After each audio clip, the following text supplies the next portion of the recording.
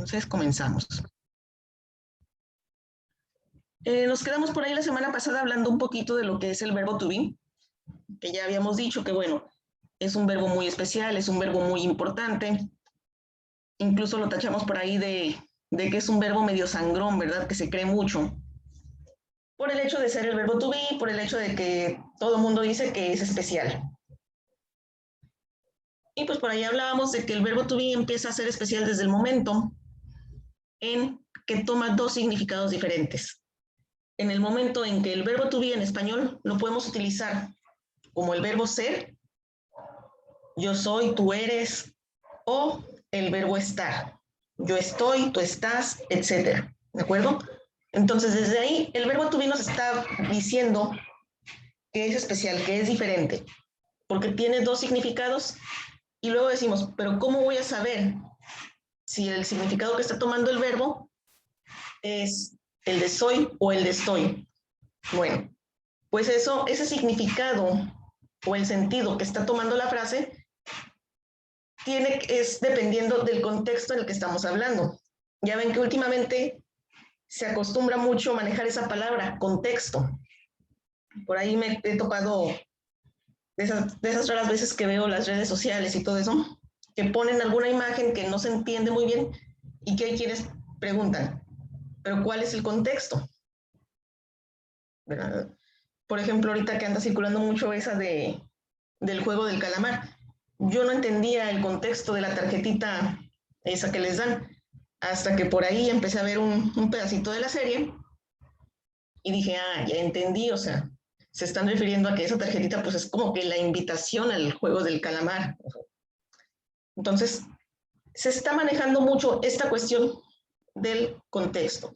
Nosotros vamos a ver entonces esa cuestión, contexto, vamos a manejar esa palabra contexto, pero dentro del idioma inglés. Y ahorita específicamente enfocado a lo que es este verbo to be, ¿sí? Por ahí veíamos desde la semana pasada el ejemplo. Y aquí decíamos, pues es que aquí es muy obvio cuando toma el significado. I am English, o I am Mexican, o I am American, I am Japanese, ¿sí? Está hablando de una nacionalidad, del lugar a donde pertenecemos. Cuando nosotros nacemos en cualquier país, tenemos una nacionalidad porque nacimos en ese lugar, ¿de acuerdo? Entonces, como es algo que nosotros tenemos, es algo que nosotros somos, por eso el verbo to be ahí toma el significado ser. En cambio, si yo quiero especificar el país en donde estoy, entonces ahí simplemente ya lo dice, en donde estoy, ¿sí? Estoy en Inglaterra, estoy en México, I am in England, I am in Mexico, I am in Japan, I am in the USA, donde ustedes gusten, donde ustedes manden. Incluso no es nada más el país, es la ciudad o es el estado, ¿sí?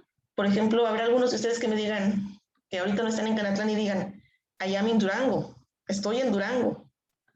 O habrá quienes me digan, I am in Canatlán, estoy en Canatlán, etcétera. ¿De acuerdo? Queremos ser más específicos, incluso podemos utilizarlo para decir específicamente el lugar de la casa o de la calle o de donde ustedes gusten que están. Sí, por ejemplo, yo puedo decir, I am in the office, estoy en la oficina.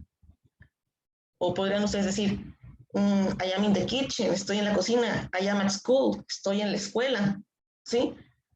Pero esa es la gran ventaja que tienen los verbos y el verbo to be, que a pesar de que es sangrón, de que nos hace batallar, que a veces nos quiere complicar la vida, porque tiene diferentes conjugaciones, porque toma diferentes significados. Dentro de que es sangrón, dentro de que es todo eso, el verbo es flexible y nos permite especificar de pe a pa el lugar en donde estamos. No se limita a que solo lo vas a usar porque nada más puedes especificar el país en donde estás. No, nos permite especificar el país, el continente, la ciudad, el estado, la casa específicamente, si están en su casa, si están en casa de su abuelita, si están en casa de su mejor amigo. Incluso les permite especificar si están en el cuarto, si están en el baño, en la cocina, donde ustedes gusten. ¿De acuerdo? Entonces, continuamos con esa cuestión, las cuestiones del verbo. Y ya habíamos visto que a veces este verbo tiene usos especiales, usos distintos a su equivalente en español. O sea, todavía, a pesar de que en sí el significado del verbo es ser o estar, puede tomar otros significados. ¿De acuerdo? Y pues aquí, por ejemplo, veíamos el ejemplo de la edad. I am 21 years old, tengo 21 años, y no es precisamente que el verbo signifique tener, ya lo habíamos visto por ahí. Simplemente que al momento de nosotros traducir, como no hacemos traducciones literales, las traducciones que nosotros normalmente hacemos son traducciones en las que acomodamos el significado para que concuerde a cómo se habla en el idioma al que estamos traduciendo. ¿Sí? El hecho de decir I am 21 years old, ya habíamos hablado de eso por ahí, vendría significando como yo soy 21 años viejo. Pero en nuestra forma de hablar en el español no expresamos la edad de esa manera, no decimos, yo soy 21 años viejo. Nosotros decimos, tengo 21 años. Por eso entra aquí esta excepción, este acomodo, este uso especial del verbo, que aunque el verbo no significa tener como tal, lo podemos utilizar para expresar edad. Tengo tantos años.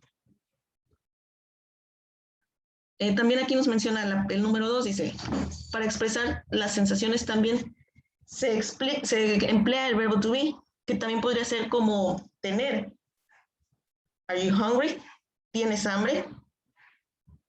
Sí, si nosotros hiciéramos la traducción literal, pues sería algo así como que ¿eres hambre? No concuerda. Pero el contexto, el hecho que digan are you, ya te están preguntando directamente a ti.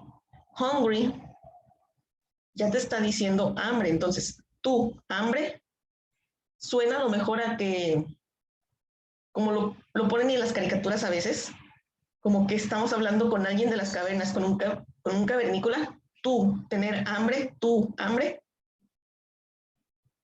Si lo tradujéramos literalmente, algo así nos quedaría. Pero volvemos a lo mismo, el contexto. Entonces, en el momento en que me están preguntando a mí y me están diciendo hambre, bueno, entonces me están queriendo preguntar que si tengo hambre. Aunque el verbo to be no significa tener, ¿de acuerdo? Y bueno, también nos hace aquí el comentario de que nos sirve para hablar del tiempo atmosférico, del clima en general. Y aquí nos dice que se traduce más o menos como hacer. It's windy, hace viento. It's very cold, hace mucho frío. Que es así, a lo mejor podría ser como que una pequeña excepción. Porque nosotros, al decir it's windy, nosotros en nuestro español sí decimos está haciendo aire. O it's cold, está haciendo frío. ¿De acuerdo? No lo decimos tal cual así como que hace frío, hace aire. No tanto, lo decimos está, o a veces ni siquiera decimos está haciendo, no, simplemente, ¿cómo está el clima? Está frío, está caluroso. Está incluso, por ahí he escuchado que nosotros decimos a veces, y me incluyo porque creo que también uso esa expresión, que no estoy segura si en español sea correcta o no, pero he usado esa expresión y por lo mismo de que es el idioma y que es la costumbre, de que la he usado desde que soy niña, está airoso. O, por ejemplo, está venteando, o sea, que está haciendo aire, ¿sí?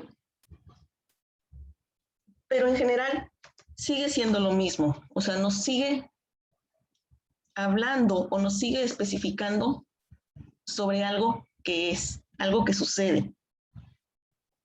¿De acuerdo, chicos? ¿Dudas hasta aquí? ¿Alguna duda, algo que haya sido... Digo, sí está un poquito confuso hablar de estas excepciones a la regla, pero conforme vamos viendo el idioma y conforme lo vamos manejando, digamos que nos vamos acostumbrando a usarlo, a hacerlo de esta manera, y ya después nos sale natural usarlo. Pero ahorita que ustedes están, a lo mejor ustedes ya saben usar estas expresiones, pero a lo mejor lo que ustedes no sabían era de dónde vienen o por qué se expresan de esa manera. ¿De acuerdo? Entonces, por eso yo les pregunto, ¿alguna duda, algo que se les esté complicando de esta explicación?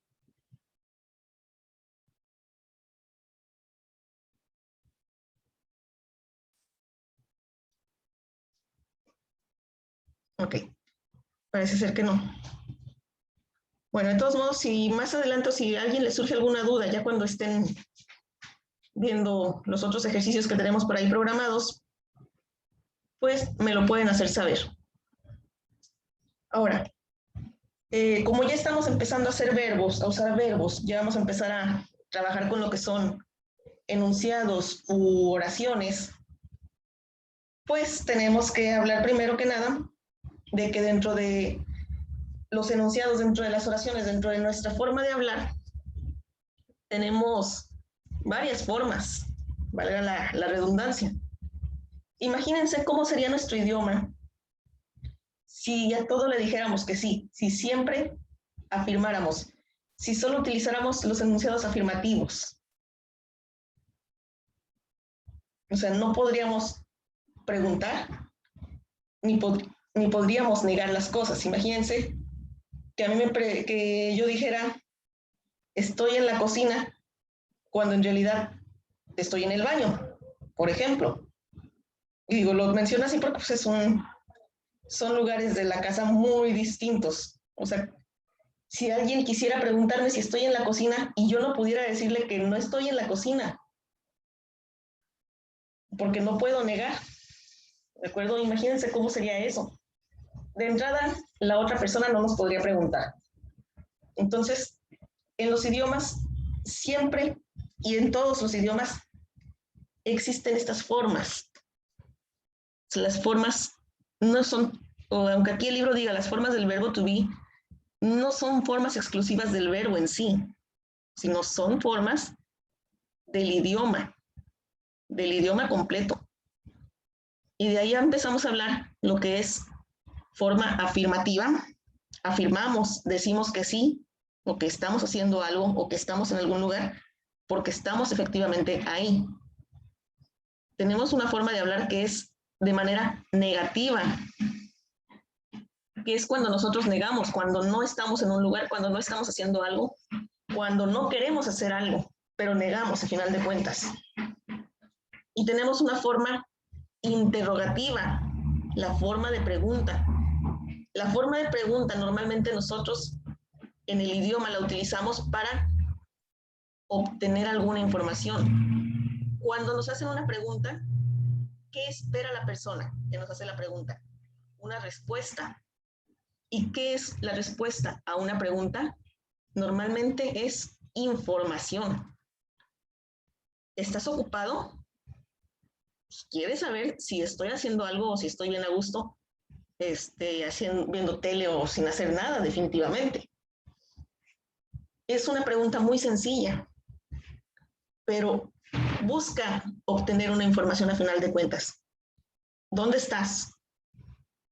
Otra pregunta sencilla, pero que busca obtener información de mi ubicación. ¿De acuerdo? Entonces, si es alguien que me cae mal y me está preguntando dónde estoy y no quiero que sepa, pues ahí es donde entra ahora la forma negativa. No le digo dónde estoy exactamente. O si me preguntan, oye, ¿estás en la escuela y no quiero que vaya y me busque? No, estoy en mi casa. Ah, bueno, ¿verdad? O es una persona que me cae bien y a quien sí quiero ver. Oye, ¿estás en la escuela? Sí, aquí estoy. ¿De acuerdo? Esa es la importancia de estas formas de hablar, de estas formas afirmativas, negativas e interrogativas. Hay más formas, ¿de acuerdo? Está la forma interrogativa negativa, ¿sí? Que es cuando, por ejemplo, nos dicen, oye, ¿fuiste a la escuela? ¿No? O sea, ¿sí fuiste a la escuela o no? ¿De acuerdo? Me está interrogando, pero al mismo tiempo su pregunta se torna como una pregunta negativa. ¿De acuerdo? Básicamente ahorita no vamos a estar trabajando esas formas interrogativas negativas. Vamos a trabajar con las formas básicas que es afirmativo, negativo e interrogativo. Por ahí, chicos, habíamos comentado también en la clase anterior que el verbo to be dentro de su forma especial de ser es un verbo que como es muy irregular, cambia mucho, es un verbo que para este tipo de oraciones, de enunciados, para lo que es el presente simple y otros y el presente progresivo, el verbo to be tiene lo que vienen siendo 3 conjugaciones. Déjenme poner mi anotador. ¿Sí? Tiene la conjugación de am. Bueno, aquí le falta una A, pero bueno, la vamos a marcar acá. Tiene la conjugación are y tiene esta conjugación is. ¿Sí? Y por ahí veíamos la clase anterior que los pronombres personales, los sujetos, se dividen en primera, segunda y tercera persona. Ahora yo les pregunto, ¿les parece coincidencia que los tiempos verbales, perdón, que los pronombres personales se dividan en primera, segunda y tercera persona y el verbo to be tenga 3 conjugaciones? ¿Les parece alguna coincidencia, una casualidad?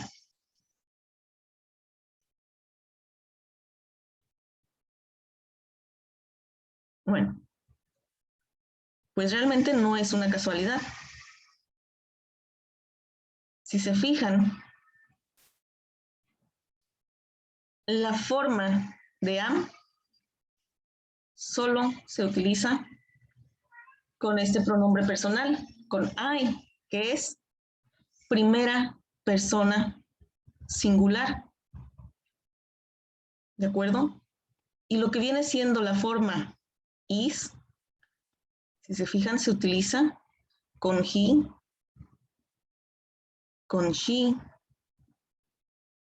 y con it, que vienen siendo las 3 personas, ¿sí? Las terceras personas singulares. Entonces, ¿qué nos indicaría esto? Que la forma am solo la vamos a utilizar con el pronombre personal I. La forma is la vamos a utilizar con he, she e it. Y la forma are se va a utilizar con you, tanto en singular como en plural, we y they. ¿De acuerdo? La forma are es la única que se puede usar tanto en singular como en plural. ¿Por qué? Precisamente por, déjenme cambiar el color.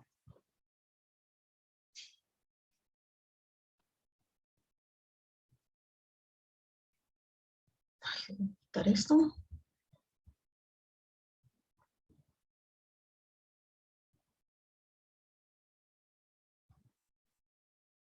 Otra vez el color aquí. Precisamente por esto, por ese you. ¿De acuerdo? El you es el mismo para singular y para plural. ¿De acuerdo? El you siempre es el mismo para singular y para plural. Volvemos a lo mismo, a lo que estábamos hablando anteriormente. Contexto.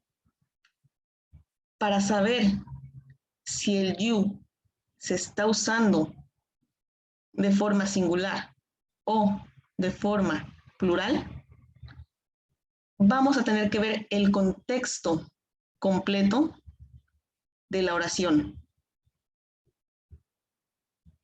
Por aquí, chicos, estoy teniendo un pequeño problema con el Zoom.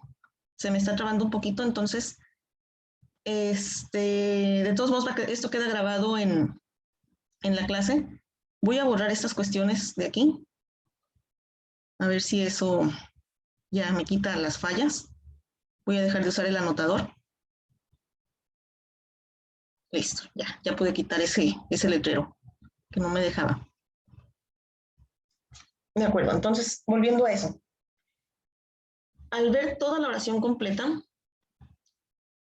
ya es cuando podríamos identificar si nos está hablando en singular o plural. ¿Por qué? Porque más adelante podríamos decir, you are, déjenme pensar en un ejemplo que pueda aplicar. You are sitting in my chair. Tú estás sentado en mi silla. Ahí podemos saber que es individual, porque es singular, perdón, porque es una silla. Y le estoy hablando directamente a una persona. Tú estás sentado en mi silla. ¿Sí? Al ser una silla, pues sabemos que, aunque a veces lo mal hacemos, de que nos sentamos más de una persona en la misma silla, lo más común sería que es una persona la que está ocupando mi lugar. ¿De acuerdo? Entonces, bueno, eso es en cuanto a las formas, las tres formas del verbo y en cómo se manejan en enunciado afirmativo. El afirmativo, chicos, yo considero que es el más importante que debemos aprendernos siempre, porque el negativo, si ustedes se fijan por aquí, déjenme usar otra vez tantito el anotador. Si ustedes se fijan, en todos es lo mismo, solo agregamos not. Con el simple hecho de agregar not después del verbo to be, ya estamos convirtiendo una oración de modo afirmativo a modo negativo. ¿De acuerdo? Solo con agregar not. Esto. Y por último,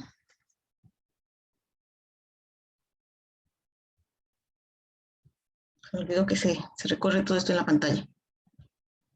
Tenemos el último que vamos a ver ahorita, que solo es explicación. Tenemos el modo interrogativo, que es el que yo les comentaba. El modo interrogativo lo utilizamos para hacer preguntas, para obtener alguna información específica, ¿sí? Si se fijan,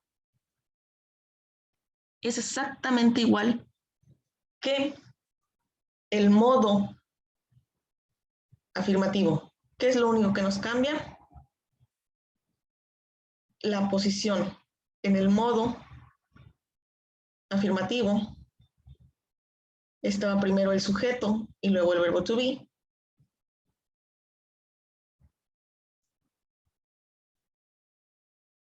Y en el modo interrogativo es al revés. Primero ponemos el verbo to be y luego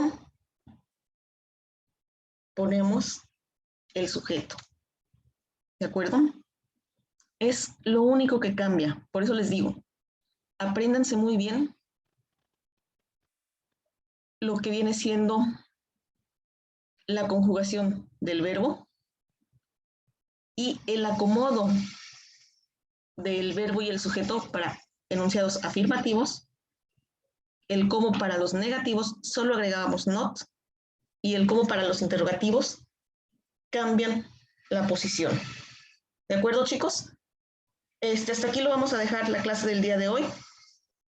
Ya se nos está agotando el tiempo y pues les voy a dar su oportunidad, su espacio de tiempo para que descansen antes de la siguiente clase. normalmente lo hago. Les voy a mandar, no se los voy a mandar todavía. La siguiente clase vamos a ver esto mismo que vimos aquí, pero de otra manera en otro documento que yo tengo, que yo les voy a hacer. Para explicar ahora sí lo que vienen siendo las estructuras gramaticales, que son las que vamos a empezar a trabajar. Por ahí ya les puse de todos modos en el grupo de WhatsApp en lo que debemos estar trabajando por el momento. Los que ya entregaron lecciones 1, 2 y 3 completas, por ahí les mandé una imagen que es lo que viene contando como el cuarto trabajo. El primer trabajo es la lección 1, segundo trabajo lección 2, tercer trabajo lección 3, y esa imagen que les mandé es el trabajo 4. Tienen la opción de imprimirla o de copiarla en su libreta, como ustedes gusten, ¿de acuerdo?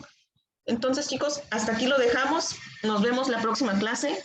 Cuídense mucho y cualquier duda, yo ahí estoy al pendiente con ustedes, ¿de acuerdo? Hasta luego, chicos.